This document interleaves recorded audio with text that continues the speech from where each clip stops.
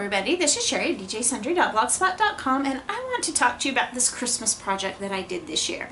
Now, I saw someone make ornaments using rubber stamps, and I thought, oh, that's so pretty. And in fact, it was so pretty that I kind of broke my try not to spend anything on Christmas craft supplies and went ahead and bought the stamps. I went through my stash and I didn't find anything that I could really envision working for this project, and the person that had actually made them was the owner of the Blue Knight Rubber Stamp Company. So I went ahead and I purchased these two stamp sets from her. I actually purchased the third one, but it was too big for this project, which I knew that, but someday I'm going to make a card out of those. So I went ahead and I purchased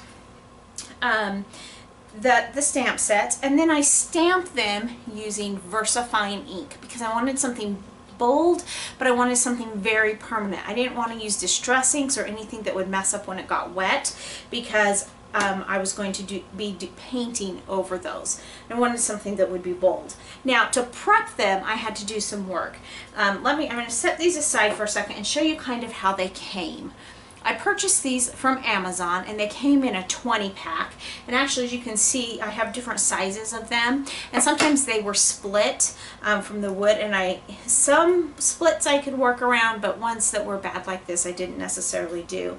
Now, you can purchase them in several different ways. The way that I purchased them, they did not have the holes already pre-drilled in them, because they were less expensive if I went ahead and had the holes drilled in by my husband, and it took him a matter of just a few minutes to run through 20 of these, so that was perfect.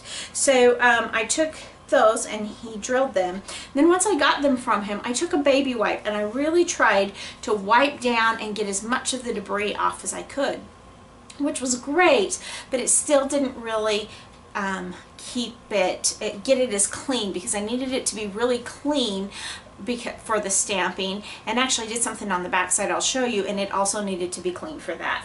So I was in Hobby Lobby just walking. I think it was when I was looking to see if I could get these in Hobby Lobby, but I think they came in 3 packs and I needed more than that because I used them for staff Christmas gifts as well as some other things that I was doing. So, but when I was running in that section, I found this stuff. It's called reusable tack cloth, and that reminded me that many years ago, many years ago, the summer before I got married, I did some part-time work for a craft store, prepping and staining and doing different things for them so that they could work on their plaques, and we use these all the time to keep to clean up our supplies. And it's sticky. It's kind of gross to touch actually, but it's sticky, but not. It's like gummy, like if you were using glue and you let it dry and that gumminess didn't go away, but it wasn't like wet glue anymore. That's kind of what this feels like. But it does a really good job cleaning up wood. So I got my wood all cleaned before I stamped it. So that was the first tip. Make sure that your wood is as clean as you can get it. The second tip is, and this was somewhat unavoidable, and I didn't really realize the impact until I actually started working on the project, was make sure it's as flat as possible. Some of these wooden discs have a little bit of it's not completely flat. It has a slight bevel, maybe is what or a slight raise in the middle. And that can make it sometimes difficult to, if you're stamping, it can make it difficult for the stamping. We'll talk about what I did on the back side of them. It was difficult for that as well. So try to choose ones that are as flat as possible.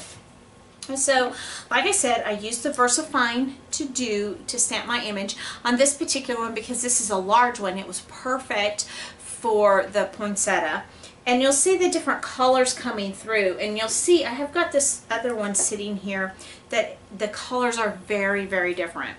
And I'll get to that in a minute as to why, and that will bring me to another tip. But make sure that you get a good image. If you don't get a really strong, good image, you might be able to take a marker In this case, I used the zig marker, and there were a couple that I went back through and kind of went over, you know, like if it wasn't quite flat or if I didn't get a good impression, just like you with paper, you can take the marker. But you see different ways that one turned out. So now we're going to talk about the different colors. You could probably use any brush tip marker that you wanted to. And I have to say, this one is my favorite color of the two. And I'm going to pull this one that didn't work very well, that was broke, to show you the difference. But what I used for this one was, wait for it, a simple Sharpie. That actually worked really well to color on that, and see that vibrancy of the color. Now I thought about pulling out, I don't have Copics or anything. They would probably work, but I wouldn't recommend using the Copics. I really would recommend using something much less expensive, because I think that there's some potential for it not being great on your nibs. And so the Sharpie was perfect. Now, for this one, the reason it's lighter is I have these zig markers that I've had for a really, really long time. And this was the red that I used for that. And I also used the green for that, but I quickly started running out of green. And so I had my husband, he was going out shopping, pick me up a red and green Sharpie. Highly recommend it. That would be my next tip. First tip, make sure it's clean. Second tip, make sure it's flat. Third tip, use Sharpies. They're very inexpensive compared to your more expensive markers, and they do a fabulous job. I didn't try the Bic markers. They may also work. I just didn't try them, but that's definitely what I used. So that was what I did on the front side. Now on the back side, we come to the second tip. You see this one is our last name, and then this is my daughter's one I made for her, and this is Cricut heat pressed on. So I bought the iron-on material. This brings me to the next tip. Make sure that when you buy the material, it's something that you can actually use.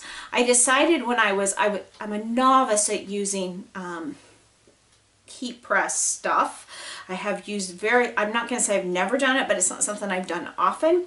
So I was looking at the different iron-on material out there, and I saw this one, and it was the Cricut, I think it's called Easy Flex or something like that.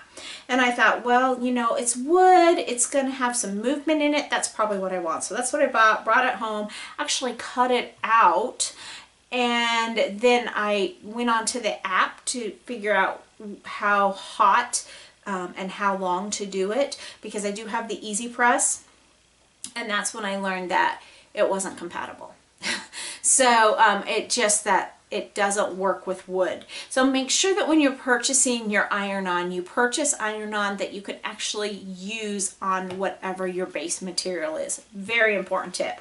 But I did use that, and I think more than the stamping, that's where I came into knowing that these pieces were not quite as flat as I had thought they were, because sometimes I would put an image down 2 or 3 times and I couldn't get it to stick. Other times it stuck beautifully. Same product, same setting, same everything, and it would not stick. It was no more or no less clean on one piece than the other. So the only thing that made sense is just the way the product went onto here. There was enough of maybe a divot or a raised part so that you couldn't get the outsides. Typically it was maybe like the 9 on here that you would have trouble with. So the flatter you can get it, I think the better I had. Other times they went on, like this one went on beautifully, no problem. So this one's pretty flat. Now always you're not going to want to put your ribbon in until you're all done, because it does kind of throw off your ability to have it flat on your surface. So those were the projects that I did. I really like the way they turned out. Definitely some lessons learned, even including how to do it correctly with the Cricut. So definitely learn some stuff on how to do it, and I'll probably do other projects like this in the future. It was fun. They turned out pretty, and something that on one of my Christmas trees, I do the family type ornaments that we've collected for different years, and I don't have one for every single year. And it's just a little 4-foot alpine tree, so there's not a ton of room on it.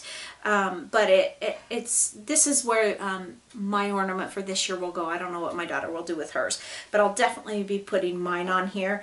And I like that this one's just a tad bit smaller because my tree is so small. So think about that. Try that. Do something fun with those, and enjoy them for Christmas, or give them as gifts to people that you care about. So thanks so much for stopping by today. Remember, take some time to enjoy the little things, and have a very Merry Christmas. Bye.